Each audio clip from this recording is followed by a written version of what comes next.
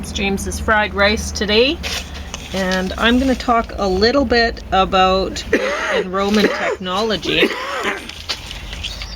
And then I don't know if James is going to talk about something or what. Oh, I'll be talking about that, I'm pretty sure.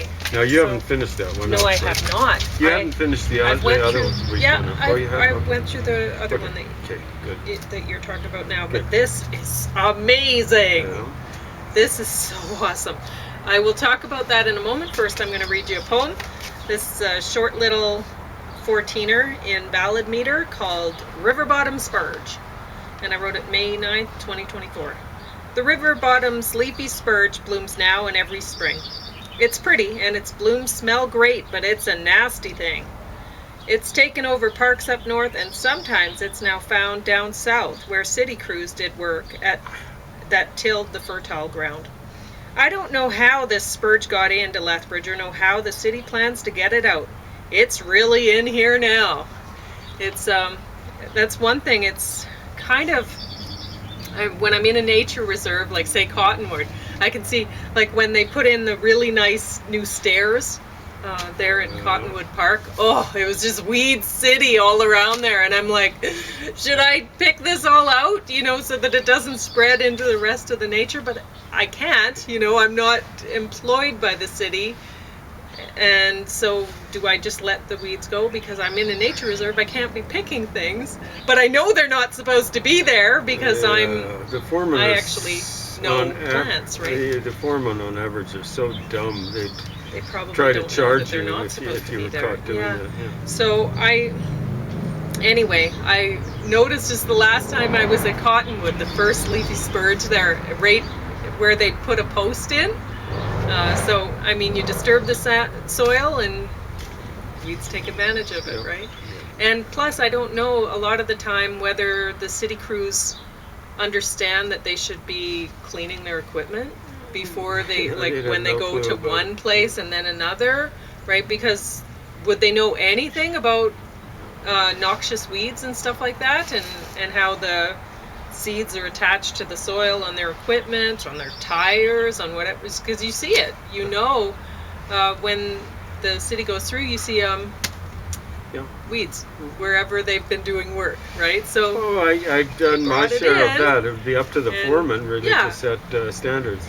I did work on the shale pathway going down into Cottonwood.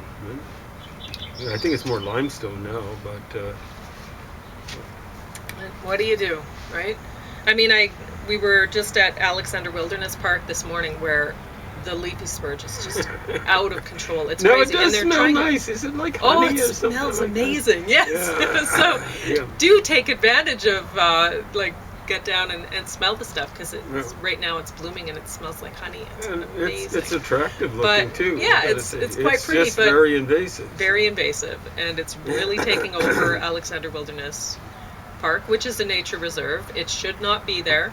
And so the city has, for years, they've been hiring in a goat herder who takes the goats down there to eat the spurge, and they do it. They do a good job of eating the spurge, but spurge is just going to keep going back. They're basically like little lawnmowers, really cute little lawnmowers. Wouldn't they be pooping some of the stuff out? Well, if that's another thing.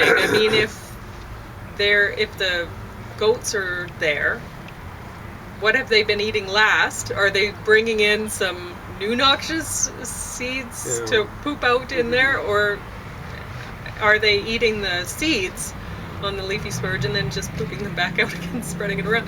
Who knows, right? But in any case, it's not really a control. You want them putting diapers on the goats? Diapers.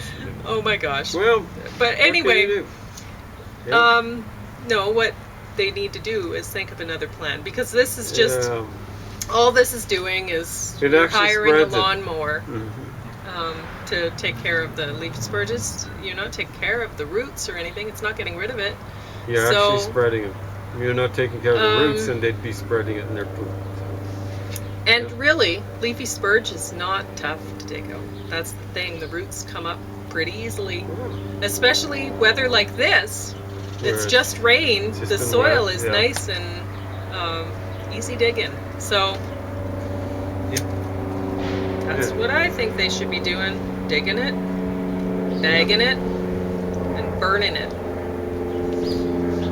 Because they say you can either burn or bury it, but bury it? How deep? And is that going to be disturbed? And how long did the seeds last? Is it going to, you can put it in a landfill and say, okay, well, it's not going to be dug up again for what? But how long are those seeds going to be viable? And when it is dug up, are you just making a new... That might be a legitimate source for biofuel. Anyway, so talking about Greek and Roman technology, the first time I've come across this on a great course, they have a little disclaimer at the beginning talking about the United States military has nothing to do with this and da-da-da-da-da, and I'm like, they don't endorse this. I'm like, what in the world? This is about Greek and Roman. What would they have against? Why is this on here? Well, Professor Stephen Ressler is Professor Emeritus at the United States Military Academy at West Point, where he taught for 21 years. He holds a Master's of Science and PhD degrees in Civil Engineering from Lehigh University. He's the creator of the West Point Bridge Design Contest, blah, blah, blah, blah, blah. So he's a military instructor, so that's why they put that disclaimer on there. Well, there might be a political dimension to it, because the whole thing is the Greeks and Romans were flunkies, and the real civilized people were Muslims, even though they came later and all that sort of stuff. So it's probably politically incorrect to point out how advanced technologically, in the case of the Greeks scientifically, they were to the folks around them and the folks that came after. Yeah, the Greeks were amazing, and the Romans actually, they were pretty amazing too. Technologically, scientifically, knowledge-wise, they weren't nearly up to the Greeks. So they did a lot of adaptation of what the Greeks had discovered. Sure, but you can see when you're watching these great courses, you can see that the Greek culture was very different from the Roman culture. Yeah. So anybody who does the Greek/Roman culture, what are you doing? You obviously don't realize, you haven't looked into it enough to see. So just watch a couple of these great courses.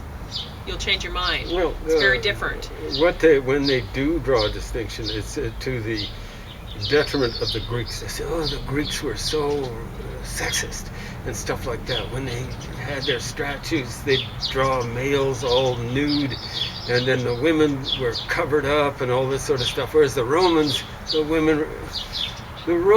are hundreds of years later, and the Greeks were already like unclothing the women and stuff like that. And well, one of the reasons why the guys were all nude is because a lot of Greek guys were kind of into that kind of stuff. Well, and they were nude because, they did the Olympic stuff nude and stuff like that, right? Well, the girls competed nude too. I think they had their own Olympics, but I don't think men were allowed to check that stuff out.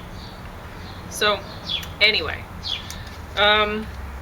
this one talks, I didn't even really want to get this out of the library. I was like, do I really care about Greek and Roman technology that much? Like, whatever. Oh yeah, I do. This is awesome. Like, because from the catapult to the Pantheon, well, the Pantheon's amazing. And I think that's actually the catapult's pretty amazing too.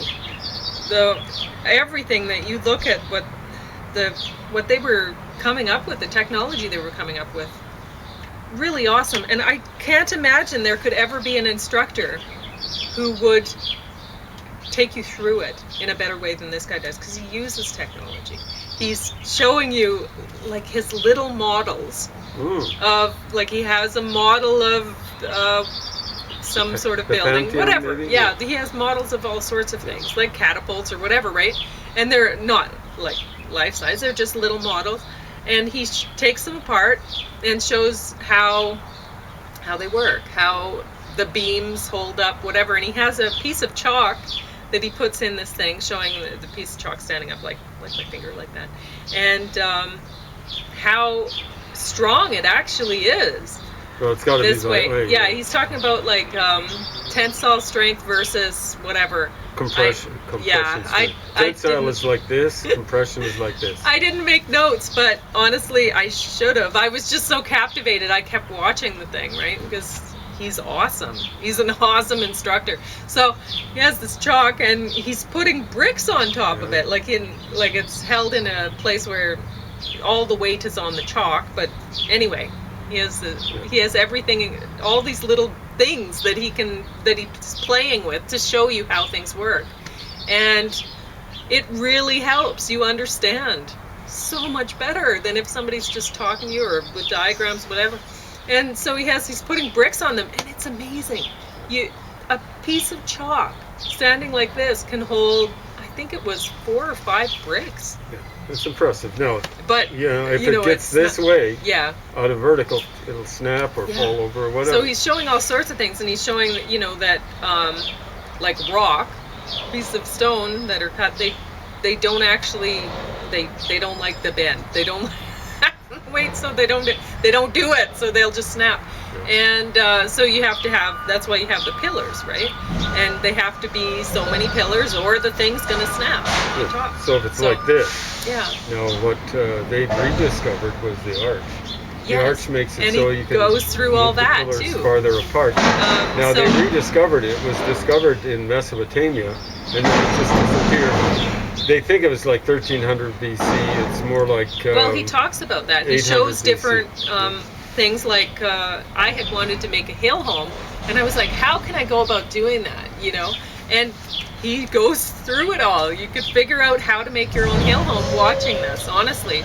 But then I'm wondering, okay, well, I like that octagonal system, but you have to have because the soil, if it's a hill home, the soil's going to hold it on the bottom, and so it's not going to go if there's weight on the top, right, because soil's holding it on the bottom from going out. So that would work, that octagonal thing. Yeah, well, and it would be all over, right? So anyway. Got too much moisture, that soil will go and yeah. But anyway, if you planned it out, you could do it that way. And he shows other ways, like they were pouring the round caps on buildings. They were pouring that. It's like one solid cement pour. Interesting, right? So they have things built underneath, just like they do for building when you build the arch, you have a wooden arch system underneath, and then you put the rocks on. Because you're looking at the rocks and you're going, well, how in the world could I put them in there without them falling down? Like I can't. They once they're in there, they're held in place because they're this shape. They're like that, right? So they're not going to fall down. They're all held together. But getting them up there in the first place is a bit of a trick. So you have to build a wooden arch first to put them on, and then you can pull the wooden form out that you stack that stuff up on, and then it holds there forever. So almost forever. The Pantheon is based on arches all the way around, like a circular. And if you have, that's another thing. So with the arch, almost 2,000 you have years. to have something holding it on this side of the arch and on this side of the arch, right? But if you have it in a circle, it's all holding each other, which is really cool. So he talks about all Italy that is a fairly and shows you how seismically active zone. I'm not sure whether Rome is. It's not like northern Italy, but still, that's been surviving almost 2,000 years. I think it dates from roughly around 100 AD, the Pantheon. And honestly, while watching this, I was going, why, oh why, don't they have these little models in every school? So they should be teaching every student how this works. Look, take apart the Pantheon, and let's put it back together and see how it works, and let's see why each part is absolutely necessary, why they did it this way. And so our whole society would be better off if you do that. Instead of teaching social studies, teach them history and some science, geography along with that. People have no clue. So when people are going, the Muslims were so much better. No.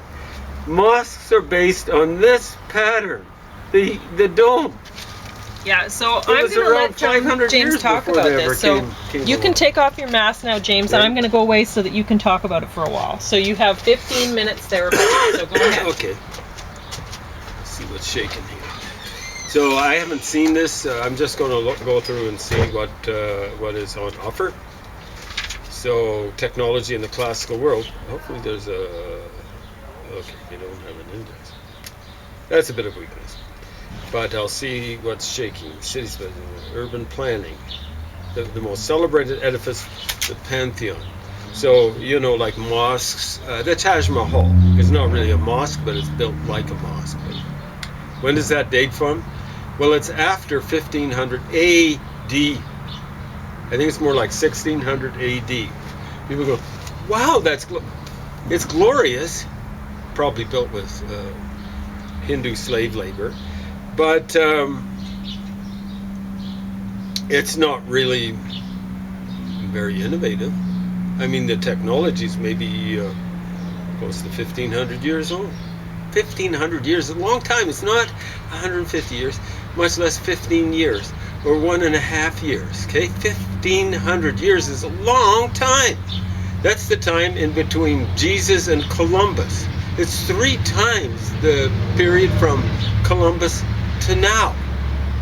It's a long time. And the minarets. Oh, look at those lovely minarets around the Taj Mahal. Those towers. Wow, when was that technology invented? Well, the root NR in Arabic stands. The basic meaning is light. Light, nur, something like that. Light. Wow, minaret. See how there's a R, N, and an R there? Wow. Think that has something to do with light? In Arabic, you can get word derivations by making the feminines endings, putting a T on the end, naret, and you can change meanings by putting an M, and depending on the vowel that comes after the end, it can be a location, it can be an occupation, so on and so forth, having to do with what follows. Oh, what does minaret mean? It means lighthouse. Who invented the lighthouse? Well, apparently it was not even the Romans, it was the Greeks. Yeah, that technology would be more than 1,500 years old. 1,500 years old. Didn't serve Agra, where the Taj Mahal is located. It's near Delhi. It's southeast of there, but not far away. It's inland. The things don't serve as lighthouses. They serve as I think traditionally they're supposed to be where something like almost like the equivalent of a town crier gets up there and yells out a call to prayer.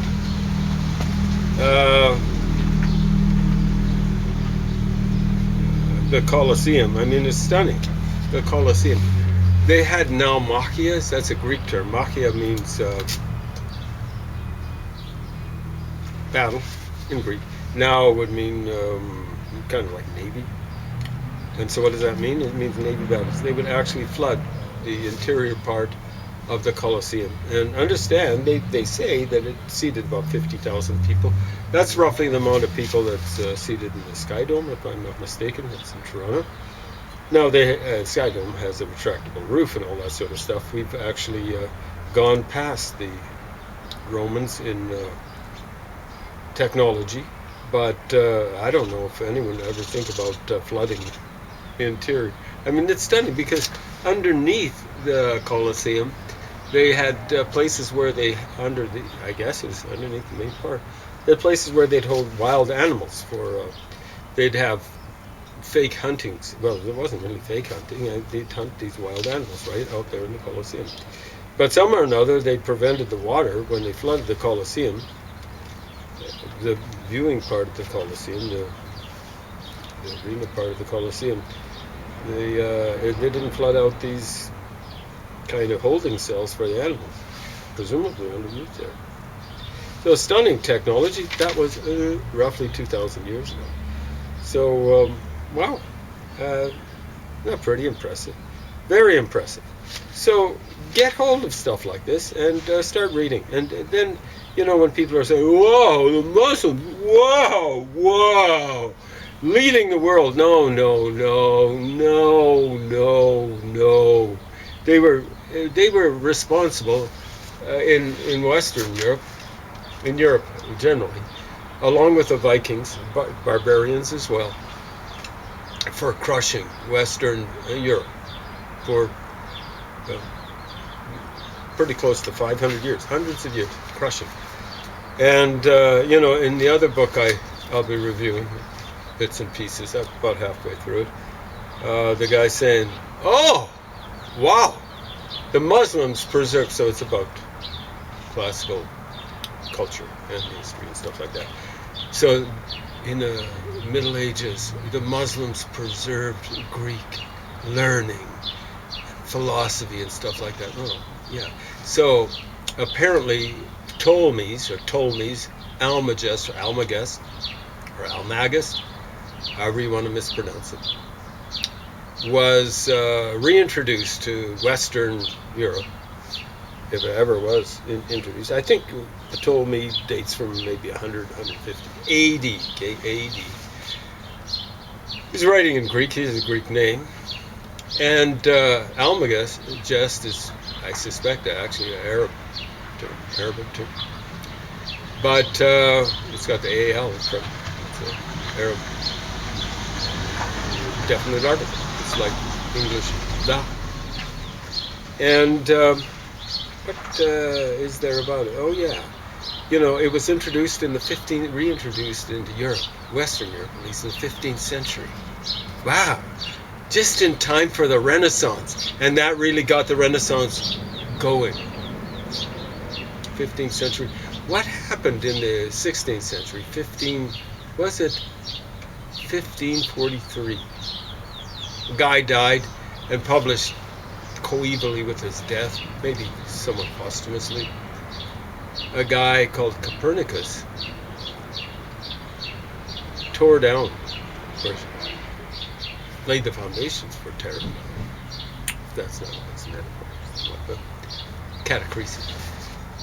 The foundations for tearing down the Ptolemaic system. Wow. Like the Ptolemaic system brought in the Renaissance. No, it didn't. The Ptolemaic system, in the Almagest, it's got the, what is it? It's the center of the universe. It's the Earth. It's a geocentric universe, not a heliocentric universe. What? It's like a guy around 1500 AD said, Leonardo da Vinci. He was a great artist, great scientist, great technologist. They call him Renaissance man. What is that? A polymath, kind of like. And what did he say about the ancients? The ancients? I don't need them. That's the thing about the Renaissance. It's not an exhumation. It's a renaissance of learning. What you've got during the period of Arabic and later Turkish ascendance is ongoing exhumation of classical stuff. The stuff's dead, because the thing about the classical people, especially the Greeks, is they invented new stuff, new ideas, new technologies. And that was dead during the Middle Ages. Christians didn't help much, but the people that did most of the killing were the Muslims.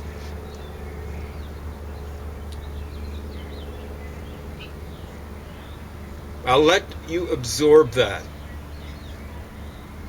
I'm sure a lot of you will want to vomit it up. I can't help it if you can't swallow the truth.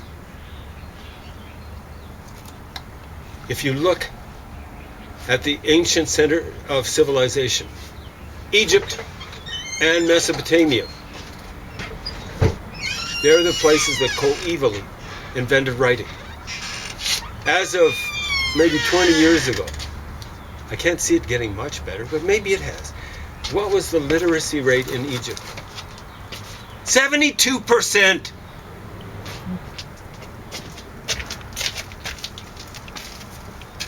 Egypt got writing way before 2500 BC. 3000 BC, is probably an overestimate. The Egyptian chronology is bloated, but not that much.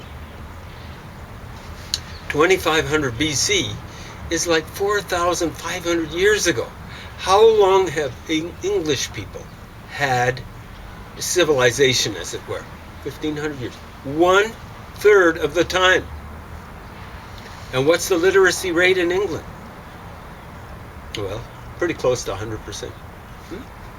What's the problem? And you'll get people say, oh, they were so far ahead, 800 AD. Well, my heavens. What is that to boast about? Here's a race. Eh?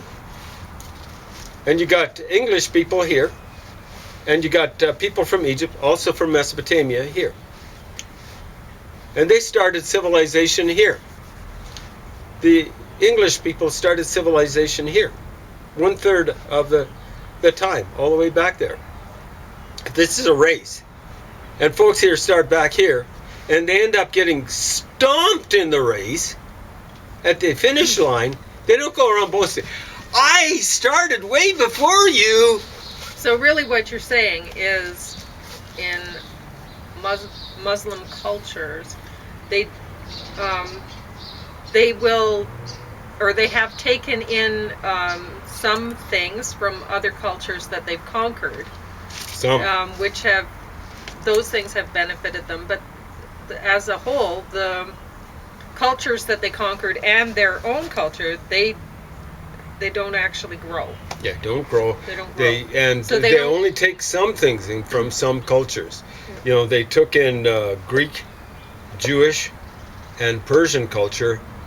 They were like this with Hindu culture. They burned places down, apparently multiple times. But with Roman culture, they took the Greek people, scholars were the ones teaching them. Yeah. But they seem to have given Greece their, they haven't, we still hear about Greece and what they managed to achieve. And so the Romans didn't take over Greek achievements and say, oh, well, that's ours too, And I guess by saying Roman/Greek, then sometimes some people might be thinking, oh, it's the same thing. But the Romans, whatever they got, like the Pantheon, the Greeks did not come up with the Pantheon. You could say, well, Greek scholars teach it. So yeah, in a way. But the Romans, like all the aqueduct system, how they made the cities, in a grid pattern and whatever, with the water pipes and all that sort of thing. Wow, impressive. Like the Romans used Greek technology, and they just kept advancing with it. Yeah. They kept doing more. They built on and also on the science, right? They built technology off the science. And looking at that other Greek course, looking at the map, I was like, oh, well, of course the Greeks were going to get stopped. When you see that the Greek culture, they were depending on imports from elsewhere for their survival, and they were exporting, nice pottery and stuff like that, right? Like they had marble in Greece to work with, so their sculptures, a lot of them were marble, and they had this pottery, they could work with that. And so they had things that people wanted to trade. It wasn't just luxury items, though. Okay. Continue.